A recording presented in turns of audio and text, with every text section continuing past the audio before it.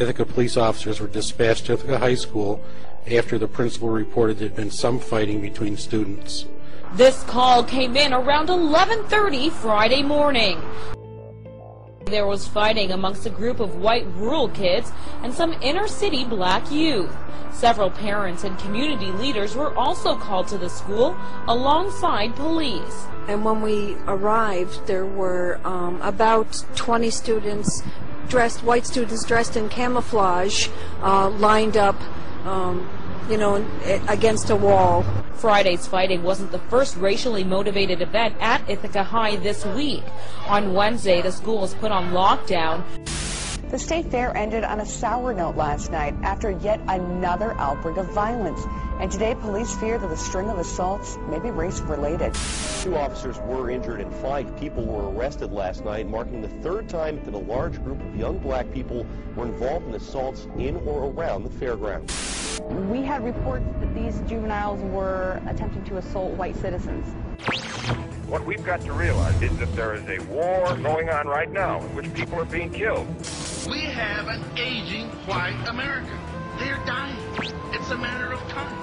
The explosion is in our population. It reminded me of Paul Revere when he was saying, the British are coming, the British are coming. Well, the Latinos are coming, the Latinos are coming. You can't stop us. There's too many of us. We're ready. We're breeding by the day. You think we have kids because we like sex? No, we're having kids ready to start this war. Believe me. I got another one on the way, and she'll be strapped up ready for you. Come get it. We're ready. We're ready. I say, Mitaku Yase. This is a PDF you can search for on Google. It's US Peace Index 2011. The lighter the state, the more peaceful. Here is a map over the diversity in America.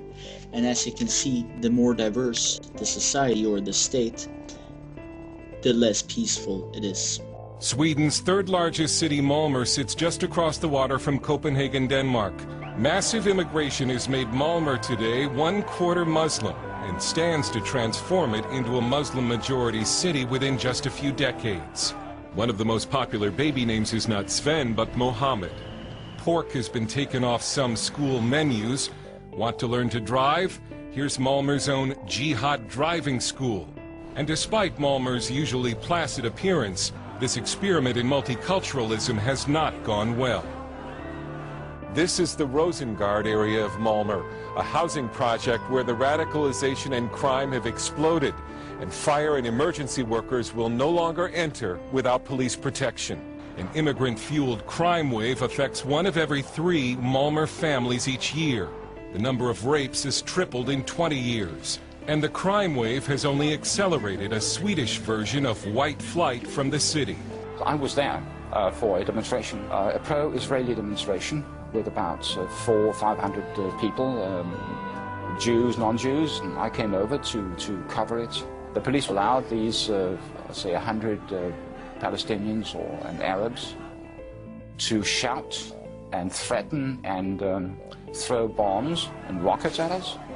A homemade bomb landed about 10 yards from me, went off with a big bang, and I thought, well, now the police, of course, is going to jump these guys, get them out of the way. They didn't. Swede Ted Ekeroth helped film the Arab left counter-demonstrations. He saw Arabs throwing rocks at a 90-year-old Holocaust survivor. Hopefully you can show some of the clips from our manifestation for Israel, which is always peaceful and always with a message of peace. And theirs is always the quite opposite: death, hate, and killing of Jews. Scuffles broke out between Asians and whites, and this shocking attack ended in a brutal stabbing.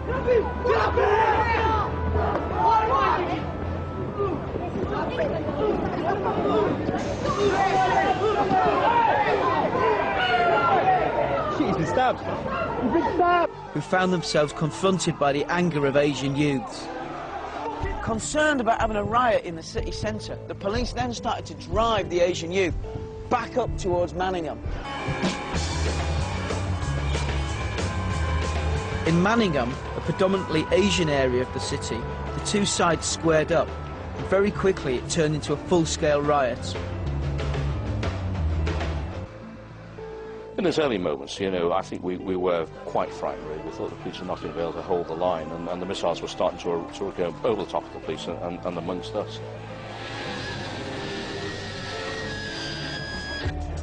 I was in the heart of it. I could see the bricks flying over police lines. I could see petrol bombs going off. I could see cars being rolled in. Everything. Word spread, and within hours, Asian kids from all over the north were driving to Bradford to join the action.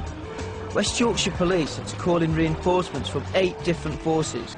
From some of the officers that I observed, most of them, they were probably getting the same sort of feeling as journalists were. Clearly, their adrenaline was running as well. As night fell, the rioters' tactics grew increasingly sophisticated. What is happening now is that the police in the front line are being blinded by powerful lights, so they cannot see the missiles being thrown at them.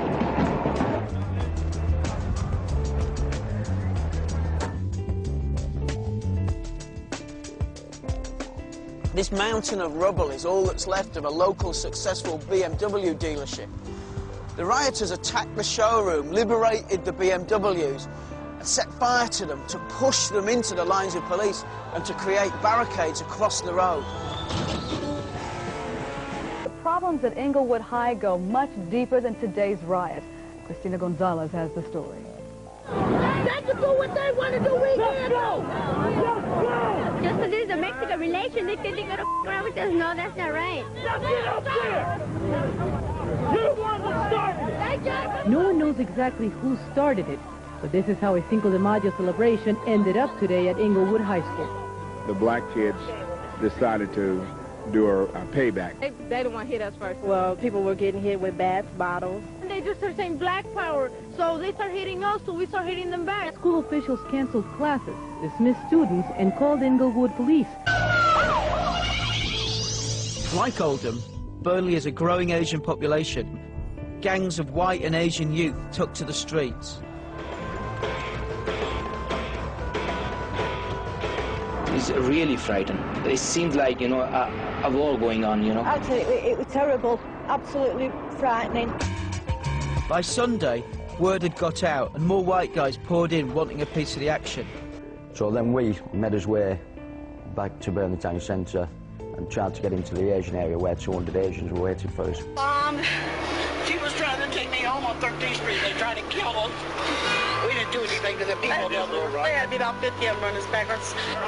A similar situation for this guy who suffered minor cuts when protesters broke his windows. And this man cried with relief when he managed to get away from the rowdy crowd.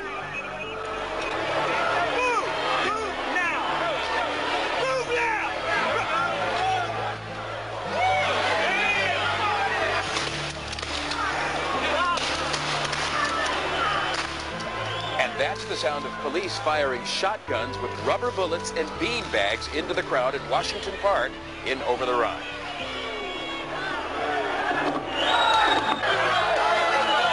Trash cans, vendors' cards, whatever they can pick up, they throw, smashing dozens of windows. This truck driver found himself a target. Protesters jump in the passenger's side, beat him, and pull him to the ground. Well, they tried to take off the truck. I tried to stop them. You'd think there was a big party downtown. But they quickly find new outlets for their rage. A local store is targeted. Because they can't imagine that for themselves, they also can't imagine that others behave that way. But this is a failure of imagination. Then there's Canada's oldest experiment in racial diversity. That is to say, relations between whites and Aboriginals. Now, this must be a very strong relationship indeed, because it goes back the farthest. And if diversity is strength, this would be mighty, mighty strong. Well, it was even news in America when Indians took over the town of Caledonia, Ontario, and chased out all the white people.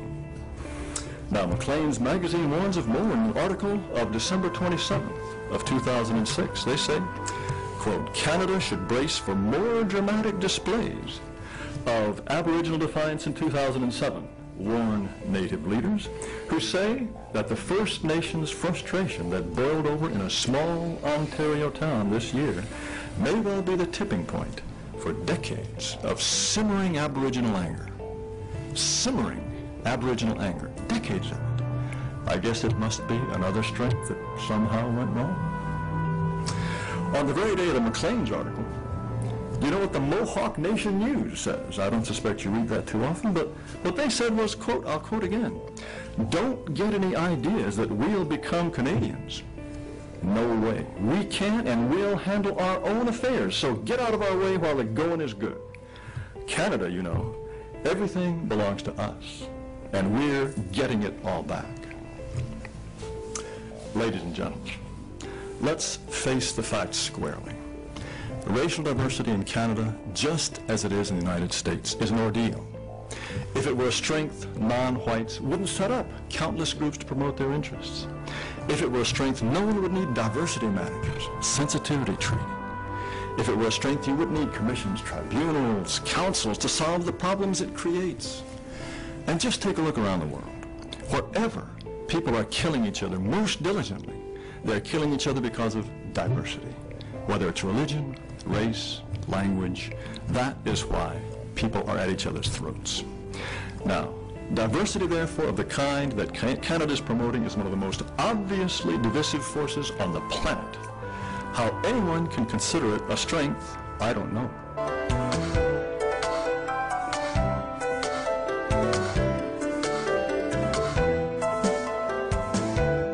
Nobody can predict the future. All you can do is to point out to people what the facts are and let them, by political means, work out some sort of compromise. How do you work out that compromise when you have so many different religious systems, social systems, economic systems, political systems? In trying to work out the compromise, it's very important to recognize the diversity of people. And the question is, how do you deal with a world in which there is so much diversity? The simple answer is, we will have the greatest success if the diversity is spatially isolated to a considerable extent. That is, if you get inside of one nation equal proportions of all the world's ethnic groups, all the world's religions, you will have such a mixture that there'll be nothing but internal warfare, and it'll be absolutely dreadful. Whereas if we have, say, the Christians in one area, predominantly Christians, in another area, predominantly Muslims, they have different standards. They have different ways of approaching things, but they can manage as long as they've got a barrier between them, which is somewhat permeable, but still a barrier. Then they can manage. Whereas if you put them inside of a same nation, as we see in India today, then you're going to have terrible conflicts and a lot of violence and loss of life. Do you support a segregated world rather than an integrated world? Segregated by nations, not by neighborhoods within a nation. See, that's a different thing. It's the same word, segregation, but if we segregate by nations, then the peace is possible. Turkispeppar. Vad säger du? Vad säger du, turkläppar? Vad säger du, turkläppar? Nej, det har jag inte gjort. Din lilla rasist. Jag är fan inte rasist. Det var tjejerna här jag sa turkläppar till. Var ska den gå? Rattarna är snart färdig. Hvad fanden skete? Min mad var knude mig ikke nu for helvede, gul fuld. Du ved ikke, hvad du taler om, og nu du hylder. Hvad fanden snakker du om? Jul. Gulfuld. Ja.